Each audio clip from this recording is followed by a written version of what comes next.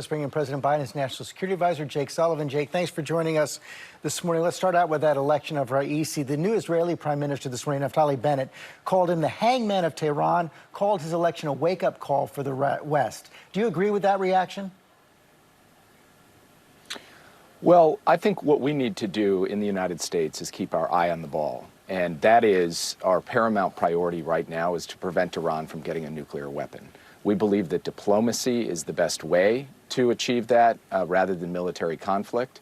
And so we're going to negotiate in a clear-eyed, firm way with the Iranians to see if we can arrive at an outcome that puts their nuclear program in a box. And in that regard, whether the president is person A or person B is less relevant than whether their entire system is prepared to make verifiable commitments to constrain their nuclear program. Well, that's one of the big questions. And you heard the current Iranian Foreign Minister Javad Zarif is optimistic now about reaching a deal before the new president takes office later this summer. Do you share that optimism? What I would say is that there is still a fair distance to travel on some of the key issues, including on sanctions and on the nuclear commitments that Iran has to make. But the arrow has been pointed in the right direction in terms of the work that's getting done in Vienna. So we will see if the Iranian negotiators come to the next round of talks prepared to make the hard choices that they have to make in order for the Joint Comprehensive Plan of Action, the Iran nuclear deal, to be reinstated. Do you think Raisi's election actually increases the chances of reaching a deal? It's hard to speculate about the internal dynamics in Iran on a question like that. What I would say is that the ultimate decision for whether or not to go back into the deal lies with Iran's supreme leader. And he was the same person before this election as he is after the election. So ultimately it lies with him and his decision as to whether he wants to go down the path of diplomacy here or face mounting pressure not just from the United States but from the rest of the international community. Finally on this, we heard Martha report that Raisi himself is facing personal sanctions from the U.S. for his complicity with human rights abuses. Is the U.S. willing to lift those personal sanctions if that's what it takes to get a deal? The whole question of which sanctions will be lifted is currently being negotiated in Vienna, and I'm not going to conduct those negotiations in public. What I will say is that the United States retains the right, even under the JCPOA, even under the Iran nuclear deal, to impose sanctions for reasons other than the nuclear file, for terrorism, for human rights, for missile development. And so we will see how the negotiations proceed in Vienna, and I will not get ahead of or supersede our negotiators as they work through those details in the negotiating room in Austria. You said that these negotiations are the best way to rein in Iran's nuclear program. Does the same thing hold true for North Korea? For the first time this week since President Biden's inauguration, Kim Jong-un seemed to open the door to nuclear talks with the United States, saying he was ready for both confrontation and diplomacy. Did you hear anything new there? Is re-engagement on the horizon? Well, time will tell. What President Biden has communicated is that the United States is prepared to engage in principled negotiations with North Korea to deal with the challenge of North Korea's nuclear program towards the ultimate objective of the complete denuclearization of the Korean Peninsula. We are awaiting a clearer signal from Pyongyang as to whether they are prepared to sit down at the table to begin working in that direction. His comments this week we regard as an interesting signal, and we will wait to see whether they are followed up with any kind of more direct communication to us about a potential path forward. What precisely are you looking for? Well, the clear signal they could send is to say, yes, let's do it. Let's sit down and begin negotiations. We think that just as in the case of the Iranian nuclear issue, with the North Korean nuclear issue, there is no substitute for diplomacy to begin to make progress towards that ultimate objective, the complete denuclearization of the Korean Peninsula. Let's talk about the president's summit with Vladimir Putin.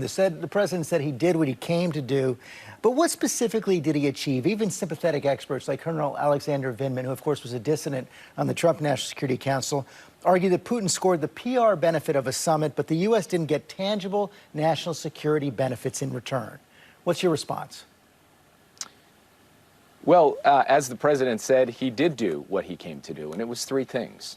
The first was to identify areas where the U.S. and Russia could work together in our mutual interest, and we launched strategic stability talks out of this to help lower the chance of either intended or unintended nuclear or massive conventional conflict. That is progress. Second, he indicated to President Putin that the United States will respond if certain harmful activities continue. And in this regard, the summit offered the opportunity to place some guardrails. Now, time will tell whether those guardrails hold. And then third, he stood up for human rights and universal values. He spoke directly to President Putin about Alexei Navalny, about Radio Free Europe, about the fact that the idea that all people are created equal is stamped in the American DNA.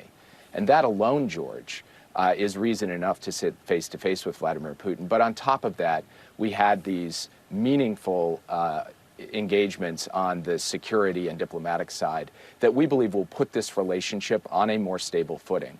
But we don't know, we can't predict what the next year will bring. At this point, as President Biden said, the proof of the pudding will be in the eating. You say the president stood up to Vladimir Putin. What do you say to Republicans like House Leader Kevin McCarthy, who argue the president didn't effectively counter these recent Russian cyber attacks? Well, first, I would point out that the previous president, who Leader McCarthy strongly supported unquestioningly, laid down in front of Vladimir Putin, sided with Vladimir Putin against our own intelligence community at a summit in Helsinki. And this summit in Geneva was a study in contrast. You had a strong, confident, assertive American president, both in the room and in the press conference afterwards, standing up for American interests and values, and doing so in a way we believe that will ultimately enhance the security of the United States. Did you hear anything new from Vladimir Putin?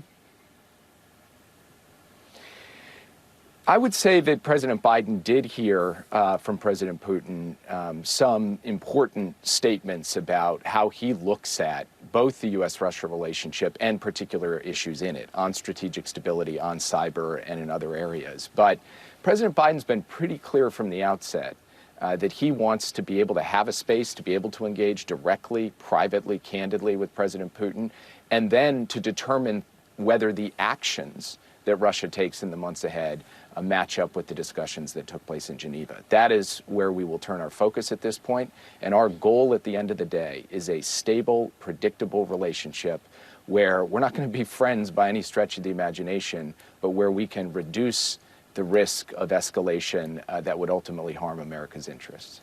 Finally, let's talk about Afghanistan. The president said we're slated to withdraw completely by September 11th. One of the looming concerns is that the fate of 18,000 Afghan interpreters and other workers who served the U.S. government during the war. They're facing almost certain death sentences if left behind. And members of Congress are saying they must be evacuated. I want to read from a letter from Seth Moulton and Jason Crow. Our bipartisan working group has concluded that we must evacuate our Afghan friends and allies immediately. No U.S. entity, to include the Department of Defense, Department of State, USAID et al., has the ability or authority to protect them in Afghanistan after our withdrawal. It would be a moral failure to transfer the responsibility to protect our Afghan partners onto the shoulders of the Afghan government. What steps is the administration taking to protect those workers? Will they be evacuated? Well, first, George, this is a paramount priority for President Biden and for the entire team. We are processing these applications and getting people out at a record pace. We are working with Congress right now, including the two representatives you just mentioned, to actually streamline some of the requirements that slow this process down.